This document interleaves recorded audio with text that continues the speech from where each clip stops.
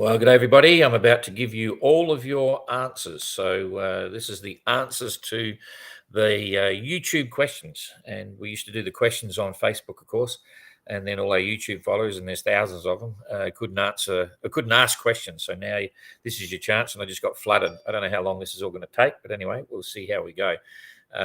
So thanks for all the questions, firstly, and I'll get straight into it. So Jonathan is asking, regarding Abolish's secret sale, what changes to the original sale plan are allowed and what not? Well, we don't tell people what the sale plan they can use, okay? The first thing is that the restrictions are the maximum mast height, the maximum length of the boom, and that's really about it. If the boat's not designed with a bowsprit, you can't have a bowsprit. Then it's up to the sailor to decide what sails they want to use on the sail plan, on the boat, all the rest of it. So there is no restrictions to sail plan. There is a restriction on the number of sails they can carry. So if you're a catch rig, I think it's, I've got to be careful here, I might get mixed up. I think it's 11 sails for a catch rig and 9 sails for a single mast. And apart from that, they can do whatever they want. Steve, where do the sloppy, difficult seas of the doldrums that Simon was speaking about come from? And if there is no wind, and is it the storm cells?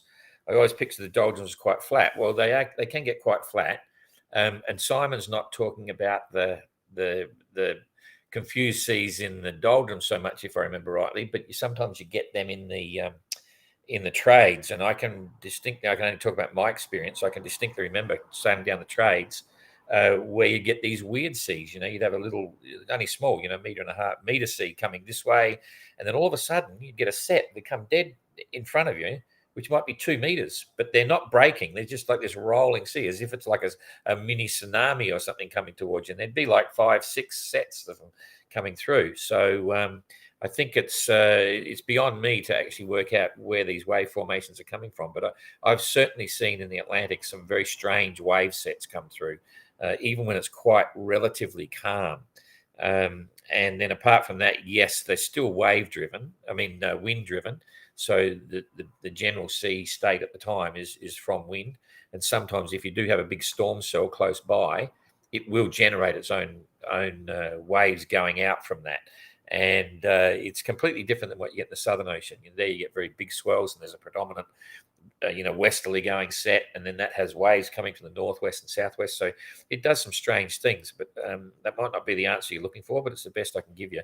I'm not, totally up with that, but I've seen some strange stuff down there myself.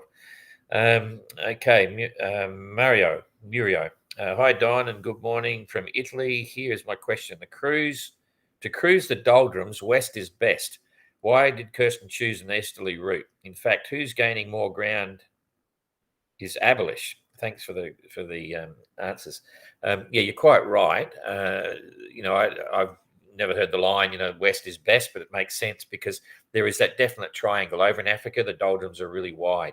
The closer you get to the coast of Brazil and so on, it's very thin. That's a known entity. But the doldrums themselves can be really large or very small.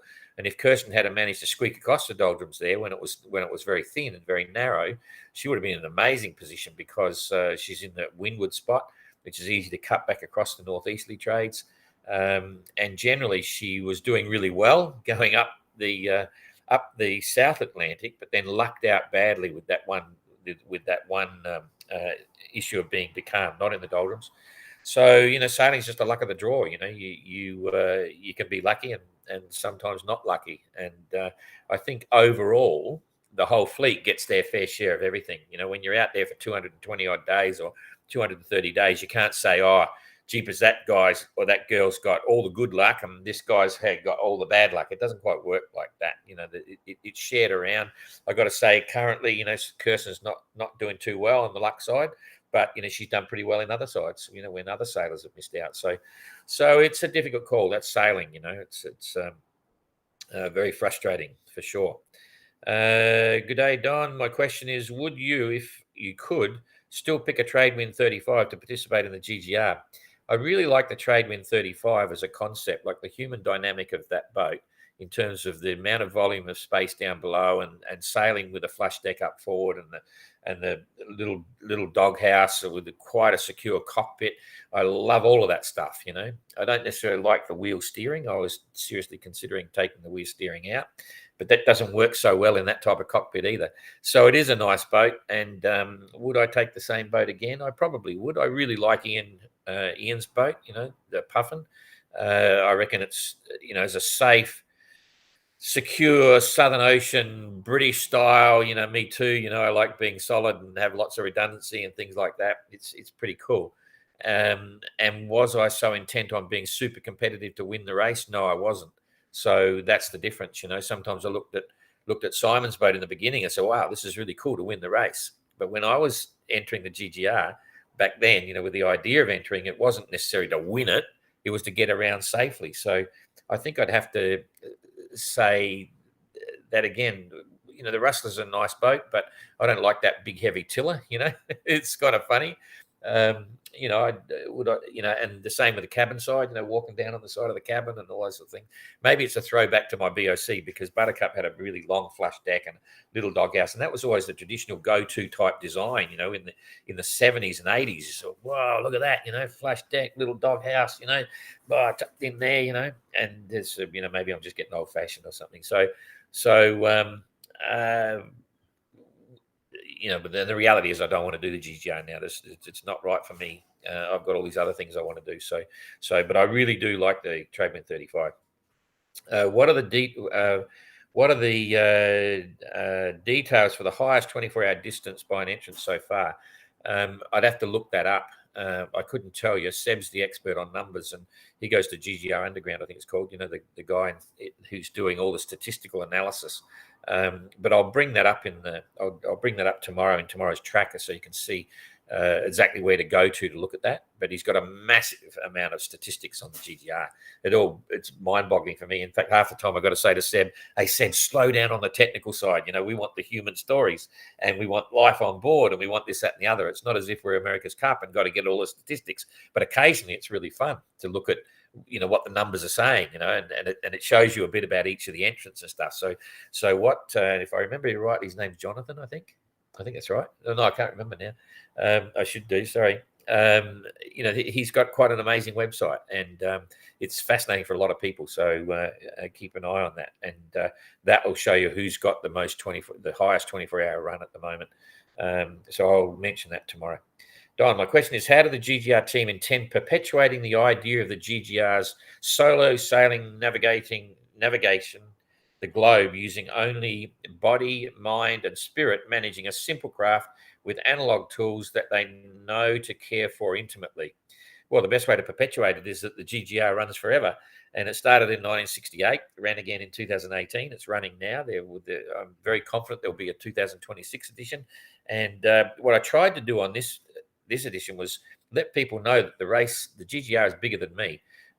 So you all know the team. You know about Jane and Seb and Lutz was here, and we've got a new one now, Georgie, and others that have been involved.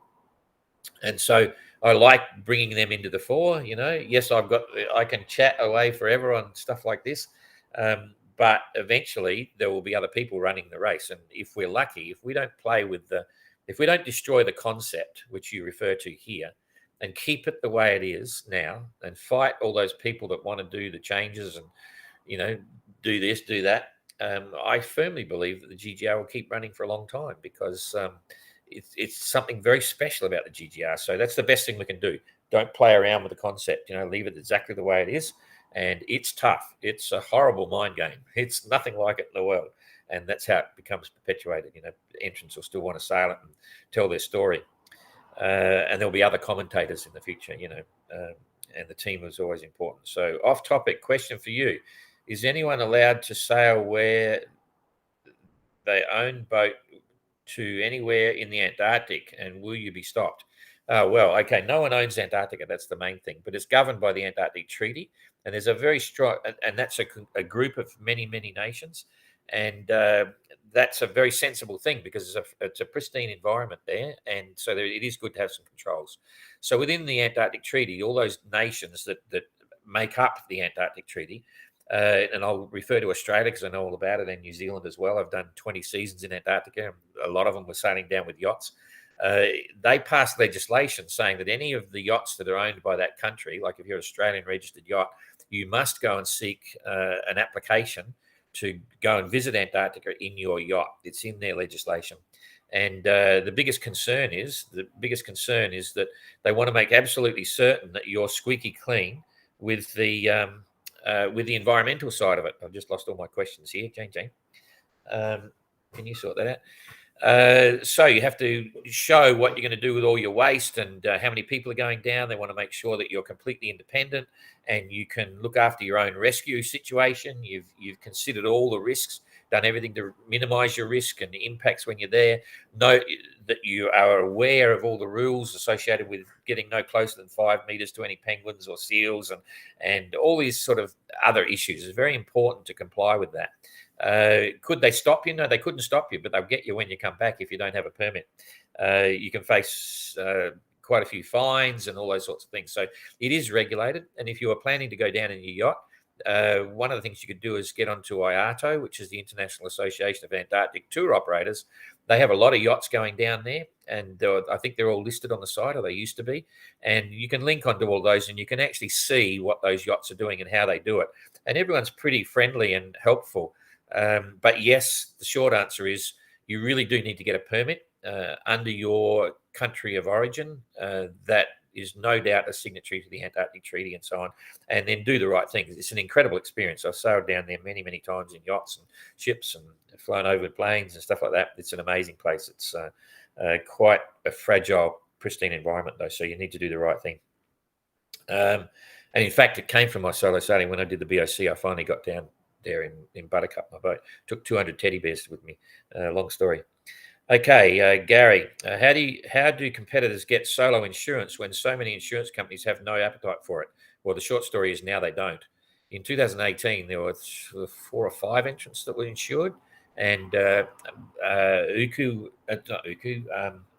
RA was insured and he was dismasted and so on. He got paid out, okay, but it didn't really, at the end of the day, even the payout wasn't really as much as what they invested in the boat and all those sorts of things. So solo insurance is very difficult. When I was supporting Jessica Watson to sail around the world in the SNS 34, I got insurance for her, and it was 10% premium on the cost of the boat because I was involved with all that, and so that meant, interestingly, that she had a 10% chance of surviving the voyage. That's what the insurance companies, they're betting against the loss of the boat. So they said 10%. Now, I'll never forget, there was a big article written by a very well-known sailor, and he said, Jessica's got better than a 50% chance of surviving.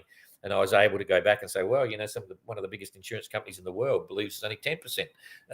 So it did get the coverage. So, but it's really hard to get coverage of solo sailor, especially sailing around the world. So, and I don't know of any entrants at the moment that have got a comprehensive cover on their boats for this one. But having said that, you would be able to get it somewhere, but the premium would be quite high. You can insure a Vendée Globe and Mocha, right? Imagine that. And I don't know what the premiums run at now, but they'd probably be 30%, don't include the mast and rigging. It could even be higher than that, So, because insurance is just having, gambling with someone, someone's prepared to put up the risk, pay the money. So you might find a premium there that's not acceptable to you. You might have to pay 30%. But, you need to look around.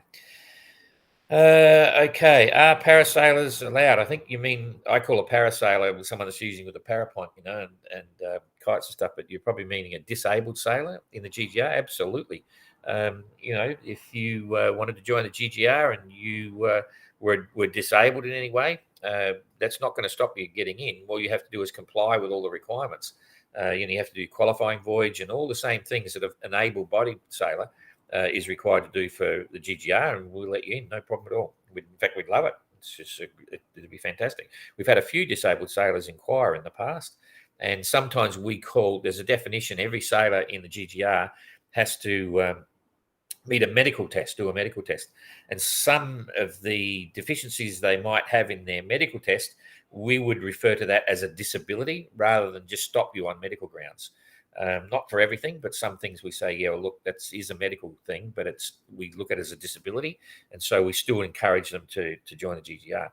A bit complicated to explain all that, but it's just anyway, it gets complicated.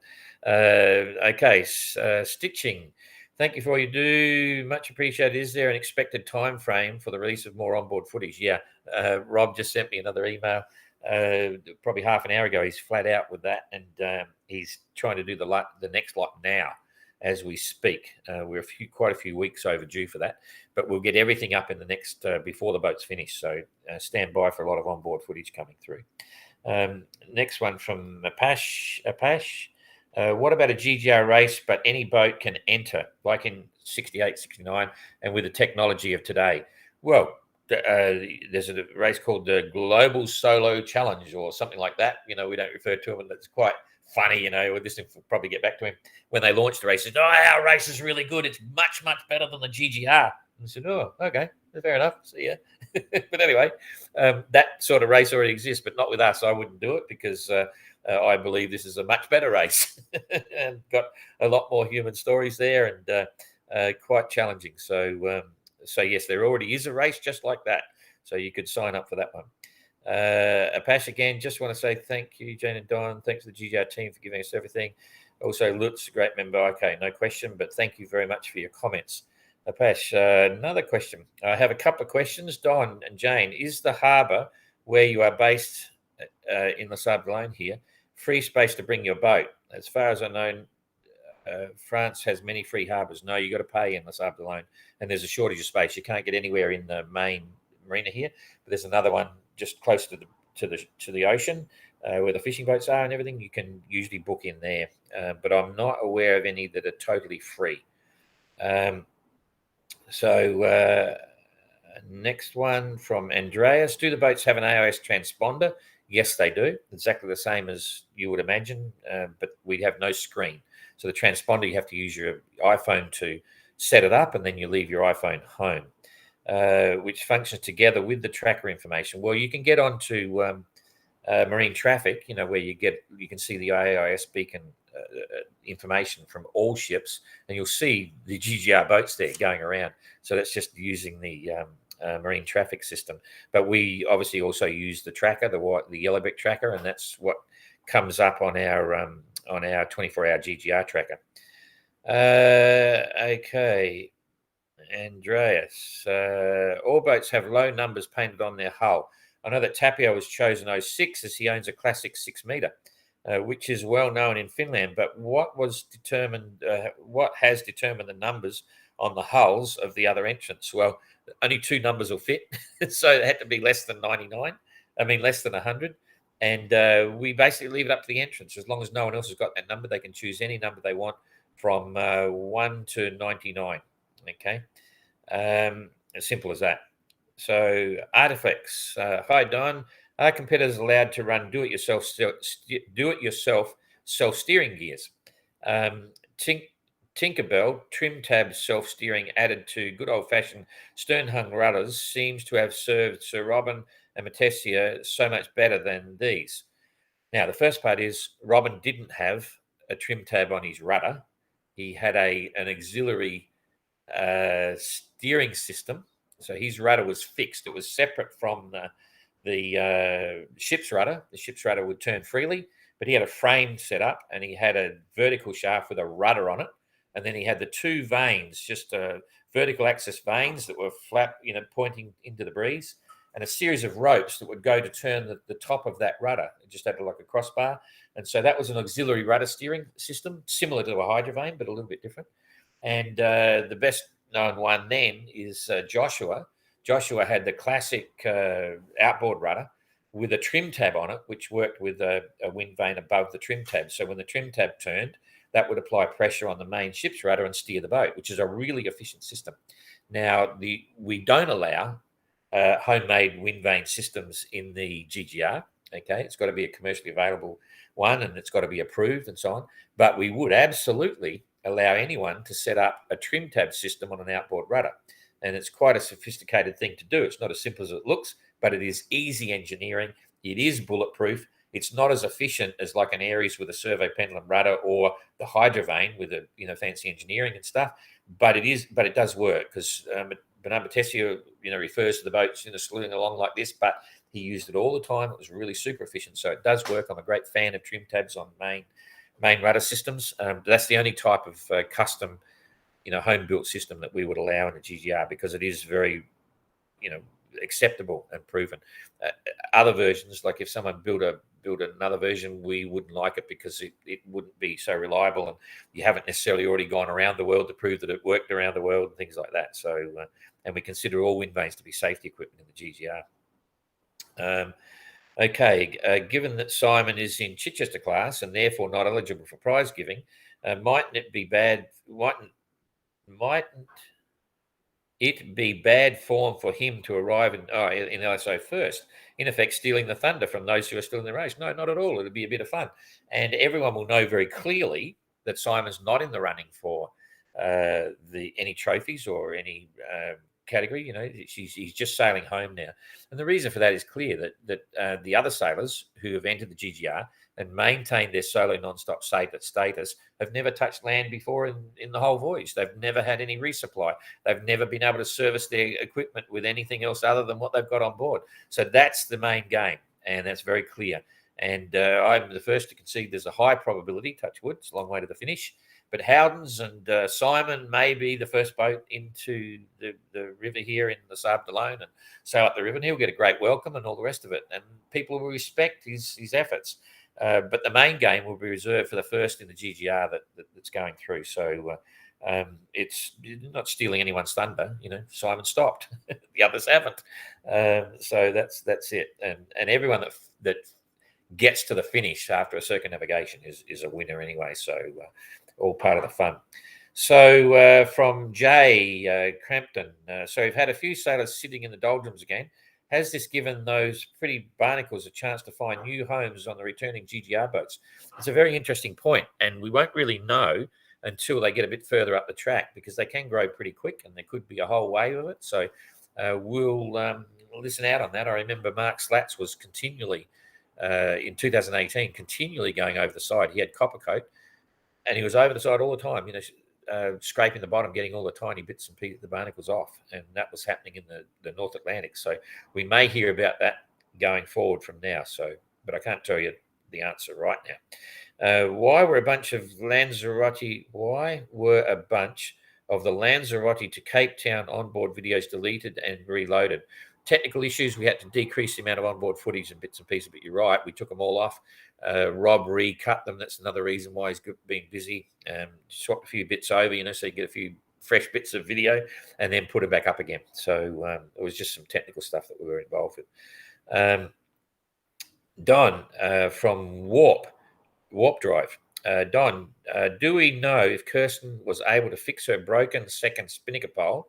I don't believe she was. So that she could use her twin head sails in the Northern Atlantic trade winds. No, she wouldn't use that anyway. The North Atlantic trade winds are northeasterlies. They're way forward of the beam. You basically got headwinds. So you can only run twin sails when the wind is coming over the back of the boat, okay, behind the beam. That's the midway point. So so the chances of using them in the North Atlantic trade winds is impossible. But when she gets to the westerlies, which is above that, which I explained in the tracker a couple of days ago, there might be a possibility. There will be some downwind work there when that happens. But it's only the last 800, 900 miles towards Le Sable d'Olonne, but not in the northeasterly trades. But I don't think she fixed the spinnaker pole anyway. TX Horny Toad. That's interesting. We keep saying Abolish has a secret sail. Why not just tell us what he has?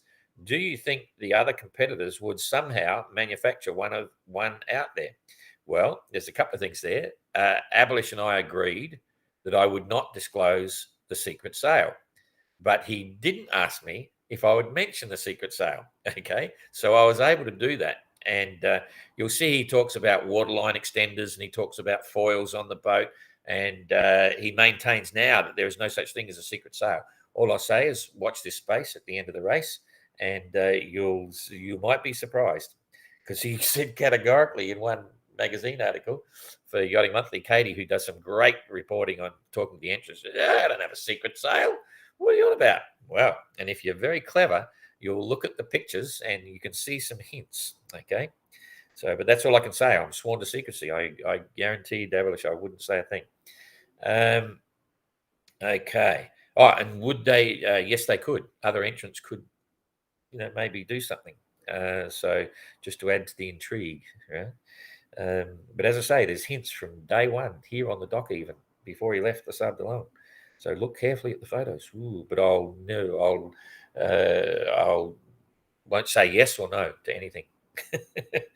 Okay. Hi, Don. Fantastic event. Thanks for your efforts. Can you expand a bit on team managers' shore role, selection approval process, contracted by the skippers, compensation, limited to one boat? Okay. The first thing is yes, you can only have one manager for one boat. You can have one manager doing three boats. Secondly, it's usually the entrant themselves will find someone, either a volunteer or their partner or someone's designated manager. We need to know who it is because we need to talk to their manager while they're sailing the GGR.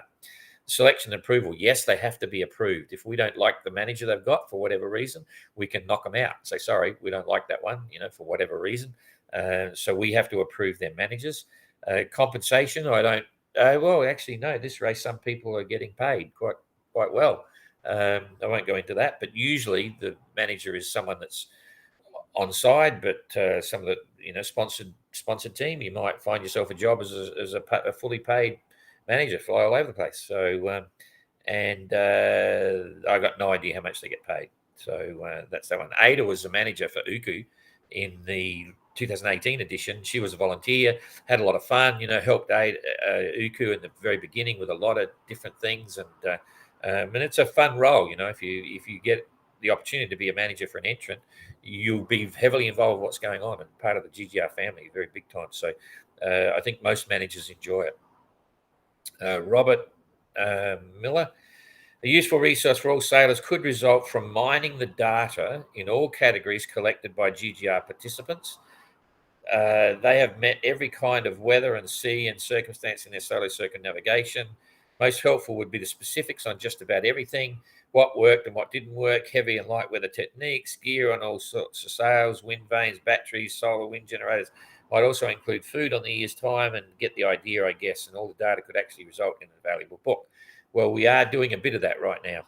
We're gearing up to do a very comprehensive questionnaire for all the entrants when they finish, and I'm sure they'll all participate. And when they do, we'll collate all that information and put it in a bit of a dialogue. Whether it's a book or a report, we're not sure. It'll probably be a digital book with all the bits on it, and that'll be something to look out for. We're only a small team, so you've got to be careful, but we understand the value of all of that experience. So that may be happening. Hi, Don, from Jonathan. Fabulous coverage, and we haven't missed a day. Has Kirsten expressed any more concern about our bowsprit? And if so, would protecting it result in slowing her windward progress to the trades? Thanks. I haven't heard any concerns or comments or any issues with Kirsten and the bowsprit. Maybe she heard about what was going on, before, that it was there in Les Sables d'Olonne before she even left.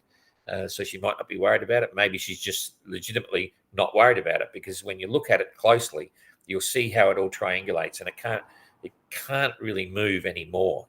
Like it's bent, it found its place, and I'm pretty confident it's going to sit there, touch wood. So we haven't heard anything. And if it was weak and fragile, absolutely, it would be a problem going forward. So if she's worried, she'll be watching it, but she'll probably notice that it's not moving, and we haven't heard anything yet. Deborah, hi Don. I listened to Ablis SoundCloud, but had a hard time understanding him. Is he running his engine daily to charge his batteries? No, he's not able to run his engine daily to charge batteries. He's running very low battery capacity, really on the edge, and he's prepared to run dark ship if it happens. If he completely loses all power, he can still keep sailing without any issues. Even if it gets to having a torch out there if he sees a ship or something. But, we don't stop them in the GGR. They could have no power whatsoever. This happened in 2018 as well with Tapio. He lost his engine, lost his charge, his solar panels weren't working. He only had one water generator giving him power, and that was, in the Indian Ocean. And we discussed at length the opportunity to run all the way back to the Sables d'Olonne with no power at all, and it's exactly what Robert Knox Johnson did, in 68. So a sailboat's a sailboat, doesn't need all the electrical gadgets. Shane, what do you reckon are the costs for a boat for the GGR? The boat cost itself, refurbishment, and any extras? I know it's a long shot. How long's a piece of string? You can do it a lot cheaper than you imagine. Okay, you could spend €500,000 if you want. One entrant spent over €500,000 just to get his boat sorted. Okay, you can spend €120,000. You could spend less buying your boat, equipping it to GGR rules and regulations, and being ready to go. And in fact, my take on it, and I know Guy Waits was doing all the work himself. He bought the boat extremely well because I sold it to him. Not from me, I was helping the previous guy who bought it off Kevin Fairbrother and so on. And Guy bought the boat really well, did all the work himself, made sensible choices, and his boat will be a good deal when he sells it. He's going to sell it at the end of the race, and I think the price is very reasonable. But based on Guy's numbers, I think he was talking about sort of £70,000. Was covering everything. But you could, in my opinion, you can buy a boat for just so many variables. But probably you could easily do it for under €100,000, and I think you could do it. I always think Australian dollar terms. You could. I mean, there's 150,000 Australian. That's about 90,000. It's all coming in around less than €100,000. You can do the GGR, and you still own the boat at the end, and you can sell it out. So then the real terms, you can do the race for 30, 40,000. It's not a problem because you've sold off the capital asset at the end of the race, assuming you finish. So it varies. But if you're not a list maker, you'll never do the GGR. So if you are a list maker, do your own list. Cost to buy the boat, cost to refit, list all the bits and pieces out, and it's there. Whenever I see an email that comes in a bit like this, an entrant, I'm thinking of doing the race, can you tell me how much it's going to cost me, and things like that, you say, they'll never do the race because if they can't work that out themselves, then there's something wrong. It's just writing lists. I'm a great list person. I write lists for everything. Just put some guess the numbers, just put the bits down the side, then add it all up, and your eyes will fall out of your head and say, oh, that's expensive. Just that's how you do it, So, but it's not as expensive as you think. I see the media saying, "Oh, you need €300,000-400,000 to do the GGA." You just don't, and that's one of the things that excites me about the Ocean Globe race. I'm doing that with a boat, and I'm not on it, but I'm going to show people you don't have to spend $1 million to race around the world in the Ocean Globe race. And I could do it again with the GGR, but there's already some doing it. Elliot didn't break the bank doing it, and certainly Pat. Pat bought his boat for €36,000, and it was a really good boat because I was suggesting people to buy this boat, the Saga 36, and it was an amazing boat. You could have bought that for that sort of money and done it for another 60, 70,000 euros. So there's €100,000 again to be fully prepared, ready to go in the GGR. It's an interesting subject. That's enough. It's taking too long. What were the evenly spaced satellites? Did I get that? Yeah. What were the evenly spaced satellites in line spotted by 11th hour after rounding Cape Horn? Oh, that's 11th hour racing. That'd be Starlink. Starlink got satellites in the sky, and if they just launch a bunch of them, they all take off in this little train line, and then they split out when they get to their relevant positions in the sphere of the Earth for satellites. There's a lot of satellites up there now. So 11 for evenly spaced satellites in line spotted by 11th hour racing. That's what it would be. Just satellites being launched from at some time, recently from Starlink probably. Okay, from Dan, what were the same thing? What were the same boat? Okay, put it up twice. Put it up 3 times. Okay, Suke.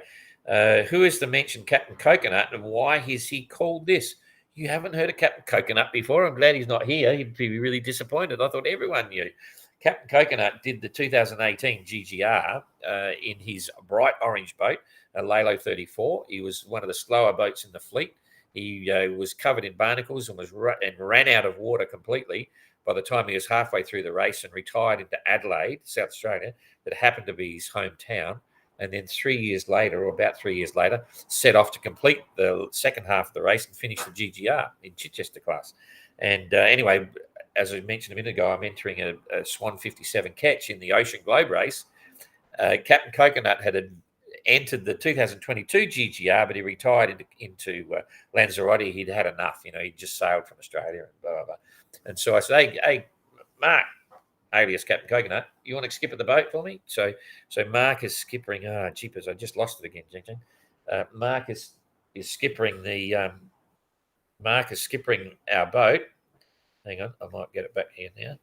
Yeah, skippering our boat in the Ocean Globe Race. So he's quite a character. So you'll be able to follow him there. Okay. Question: Lesafeld in-boom reefing system, which is a roller reefing system. Simple. All the ones I've seen have one electric winch, and I've heard that the electric winch would it be very difficult one person to control the lines. I had a Lesafeld boom on my 50-foot motor sailor called Ice, and it didn't have an electric motor on it. It's just a turning motion. We just turned it with a rope. There was a rope clutch around it, and you just wound it up, or a mechanical system that we just wound it up on the mast, and it's simple. So you don't have to have an electric winch, But I can't think of any sensible GGR sailor that would go in the GGR with a Lesafeld boom. It would be allowed, but it's just an overcomplication and just waiting to go wrong after 240 days in the Southern Ocean and things like that. So keep it simple, slab reefing, and you're underway. Although Robin Knox Johnson on Sue Haley had roller reefing main boom and also roller reefing mizzen, I think. Yeah. So that's it. Olmeg. Hi, Don. Is it possible to follow the ocean race on the YB tracker? Looked for it and could not find it. No, they don't do the YB. They've got their own system. If I remember rightly, they're probably still using the YB tracking system. Maybe not. I'm not sure. No, hang on, it's a French system. So no, they're probably using an independent pinger, to give their position, and they've got a custom built program to run their actual tracker like we do with Yellowbrick. Actually, no, I'm wrong. I was thinking the Vendée Globe. The Vendée Globe used dedicated French ones. The Ocean Race, a lot smaller, a lot simpler. I'm not sure what raw data, what transmitting system they're using for the raw data, but it's a custom built system. And for us, we had a few of the builders of those custom trackers who were wanting and hoping that GGR would use it and OGR would use it. We won't for two reasons. First reason is we really like the current Yellowbrick tracker. It gives us all the features we want. It's easy to understand. People enjoy playing with it. And secondly, it's very economic for us as the organizer. To do a custom built tracking page used to be like 40, 50,000 to do that. And we ain't got that kind of money. So we just use an off-the-shelf system that Yellowbrick look after us. They've been fantastic to us, and we're very happy with it. Okay, Chris B, what's your next adventure, Don? Sailing the Mini across the Atlantic was pretty cool. You're bound to be cooking up something else. Yes, I am cooking up something else, and for now, it's the ocean race with Explorer. But I will sail Explorer around the world again after that with the Mini Globe Race. So not as a mothership, just for me to have a blast and sail the boat around. So that'll be in 25. And if you want to join me, you can, because I'll be skippering the boat and we'll have paying crew on board. So Explorer will do another circumnavigation straight after the OGR, touch wood, and I'll be driving that. Jane will probably be on board, maybe Ada sometimes, and we'll island hop all the way around the world over 13 months. So that's the next adventure, and we're going to let a couple of other yachts come with us as well. Maybe 7 other yachts will join us, and we'll follow the MGR fleet around the world, which will be fun. Julian, what would be your ideal choice of a boat to do a circumnavigation as a couple or solo with no concern for time or money? It's a funny thing. Before I bought Explorer, I'd given up on the idea of putting a boat into the OGR, and I thought to Jane and I, we need another boat. We'd sold the other one, and I surprised myself because I'd seen a few of these boats. It's the Oceanus 411 Clipper, okay, and it's amazing. It's a Beneteau, and it's an Oceanus. It's like, huh? But they were built in the very early 20s or late 90s, okay, and they were one of the last traditionally built boats, I call them. Bulkheads are actually glassed into the hull, and they've got proper floors and structural floors connecting the boat, and the fit out is real timber with rounded moldings, not like an IKEA furniture with dead sharp ones. So when you hit your head, you're going to half kill yourself or whatever it is. And they've got lots of storage. And there was a beautiful one that I saw over in Spain, and I was that close to buying it. And it's got a masthead rig, a proper masthead rig with real rigging and real sheaves and stuff. So it's like a proper boat, not like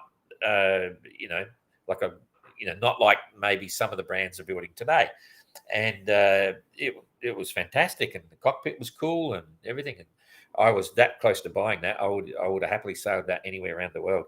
And one of those, bigger one, the long route, which is another solo circumnavigating race, used a Beneteau, and crikey's, I've forgotten his name now. He helped us in the process of trying to recover Loic Lepage, who got dismasted the hole in his hull. He sailed that solo around the world, and there was two of them in the race. Two Beneteau, one was an Oceanus, and so on. So I was happy to do that. So if I had to do it again, regardless of the money, because there was very good value, that boat I saw was an absolute glamour. Very low hours, lots of extra gear on it, just unbelievable. And it was like €75,000. Now, the boats that I've been dealing with in the past cost a fortune. Anyway, I feel as if this is off subject. But anyway, so I better get off of that. So, don't build a new boat. That's the first thing. And don't buy a new boat. That's the second thing. No matter how much money you got, you're going to lose too much money. Okay, Springer. If a sailor is close to missing the gate at Hobart, such as Guy Waits, they're probably going to carry on anyway. Yes. What about letting them back in if they manage to pass Suhaili, which Guy Waits has done? Seems a pity he is excluded, especially with so few boats left. It all comes down to liability and our own attitude towards the GGR. And GGR is all about risk mitigation, trying to minimize the risk on everything. And so when we put the start back to September for safety reasons, which is September the 4th, to get us later into the Southern Ocean so that there should be less storms, we realized there was then an issue for slower boats, the smaller boats, getting around Cape Horn in time. And so we put the gate there, which is very specific. And it's approximately how long Robin Knox Johnson took to sail the same distance in Suhaili, and said, right, January 31st, if you're not through the gate, that's it, you're out of the event. You've got to stop, not out of the event, you've got to stop. Because we don't want you going forward and being part of our event to get around Cape Horn late, and it's considered late at the end of March. Okay, so then that decreases the risk for entrance, and it's more sensible. And we have, a lot of people. It was funny in 2018. People thought we were crazy. A lot of people hated the GGR. Said it was the worst thing that ever happened to sailing ever because we'd lost some boats and things like that. It was reckless and crazy and da-da-da. But hey, that's life. An adventure has an unknown outcome, and that's what evolved. And we're all very proud of the GGR, but at the same time, we're responsible. And so a known risk, you can't throw it in your face and go away with it. So yes, Guy didn't make the gate. So he's out of the event in this case because he was a Chichester entrant. So you don't get a chance to stop and start again, later in the year. And no, we wouldn't let anyone in even if they're 2 days behind the gate, because that's the rule that we've got. And as soon as you stretch it 2 days, you stretch it again, da-da-da-da. So it's just the name of the game, and that's what we do. And our reputation is based on that. And we're quite happy to stick with those regulations, because they're defined for very sensible reasons. And we're not suggesting for a minute that Guy is being reckless. I'm a great believer of supporting adventure in all its forms, but I have to keep him out of the event. So Guy's not officially involved with GGR, but we're happy to say he's a GGR past sailor, and we just drop a few things every now and then and just let people know what he's doing, the same as we do with Pat or with Damien or Guy Debord. Speaking of Guy Debord, he just sent me a video today of his boat looking a glamour. It's all painted and everything, and he must be getting close to launch. It looked really cool. So Guy Debord might be back on the scene soon. Okay. So yeah, we wouldn't change anything. Guy unfortunately didn't make it. Okay, from Martin, it would be nice if the tracker had a page that explains how all the leader board and thumbnail numbers are calculated. Maybe there's a link on the YB page that explains it.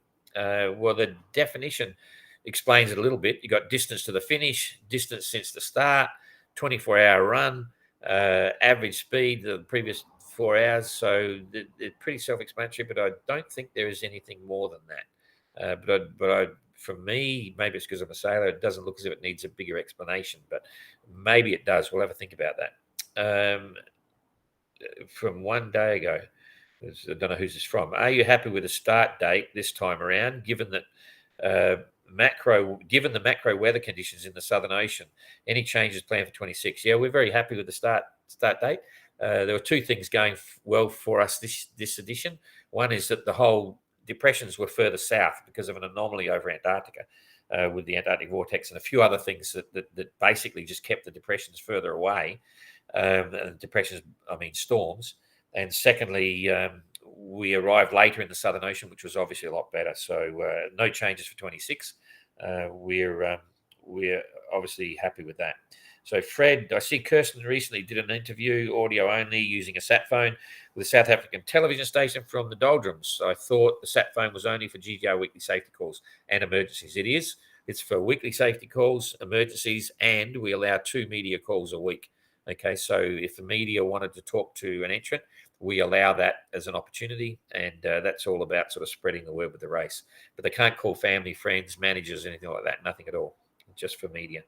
Rick, I know Guy's out of the race. You do, however, still provide updates on his progress from time to time. Any chance you can reactivate his tracker for the voyage so we can see it on the GGR tracker? No, we can't. It's it's not within the scope of what we perceive to be a safe race. Okay.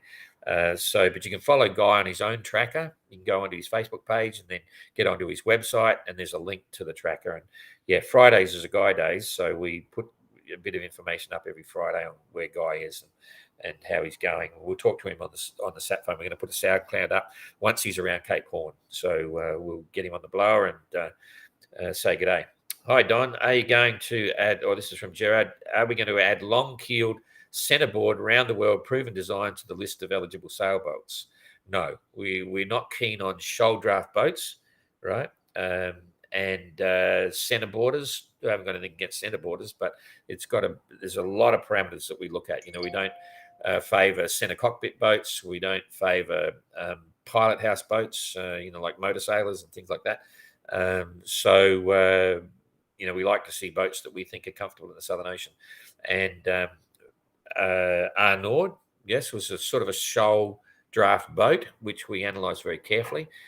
I'm a fan of shoal draft boats. In fact, my BOC boat, my 50-footer, started off as a centerboard boat. It's only 50 feet long, 4'6" draft, but full self-righting, only 11 and a half. It would have been about 12 or 13 degrees of angle of vanishing stability. But because it was so narrow, it was only 12-foot beam, it's very safe.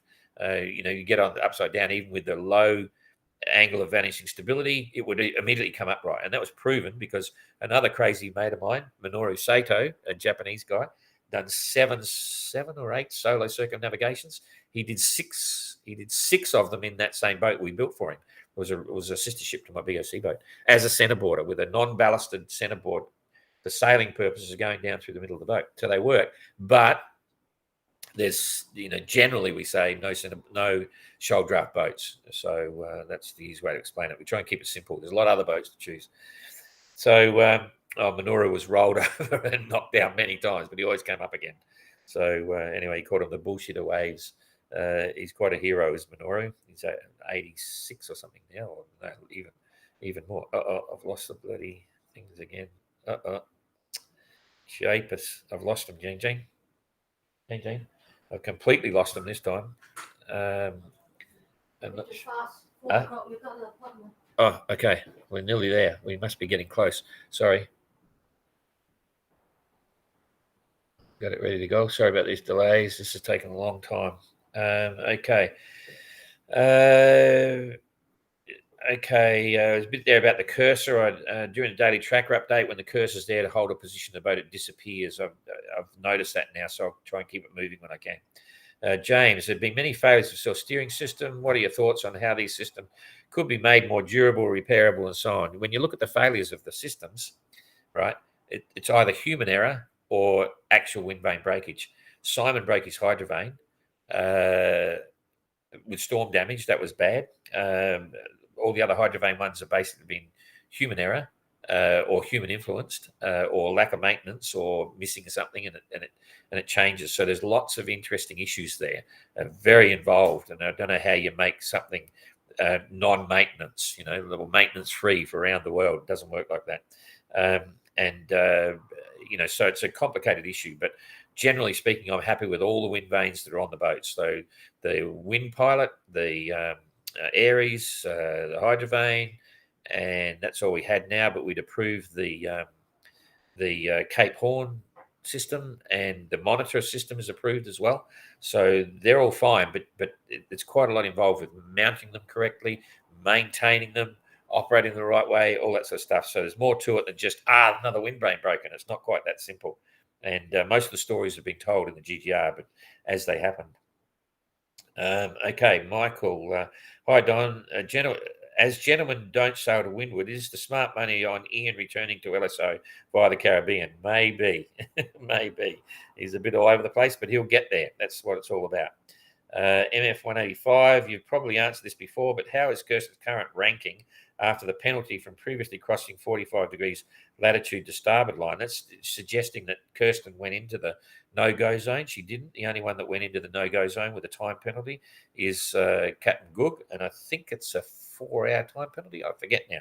I'd have to go back and look. He's going to have to serve the time in a penalty box in the North Atlantic, up in the trades there. So it's coming up very soon.